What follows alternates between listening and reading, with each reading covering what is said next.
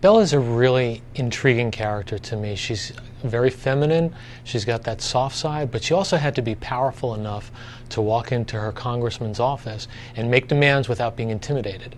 So how do you create a character like that? I kind of leaned back on my own history, and I remembered this story of when I was a Washington correspondent, a young correspondent. I had to do a story about a congressman, and I brought a photographer with me, a friend of mine named Ken, and we walked into his office, and we were only there a couple of minutes, and the bell rang signaling that the congressman had to go out to vote.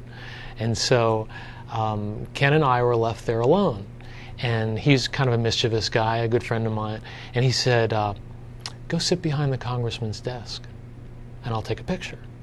And I was like, I was like 3 days on the job, and I didn't really feel like that was appropriate. So I said no, and he said, go ahead, don't be a chicken. I said no. We went back and forth. He finally got me to do it. So I go behind the congressman's desk.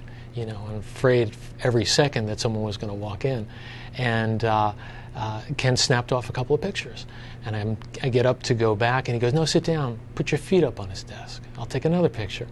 And I go, no, I'm not doing that. And back and forth again, but I did it. And he took the picture, and I ran back to the couch where we had been sitting, and everything was okay. We got away with it. And the lesson of that story, though, was that Ken sent me the photo, and I took it and I put it on my desk, and I used it the whole time that I was a Washington correspondent to sort of remind me that while I needed to be respectful, it was also healthy to be a little skeptical and irreverent, and I tried to bring that into my writing. Bella had to walk into her congressman's office, and she had to make demands, she had to get information, and she felt she was entitled to this information. And so I always thought about that when I was writing, and to give her the right tone.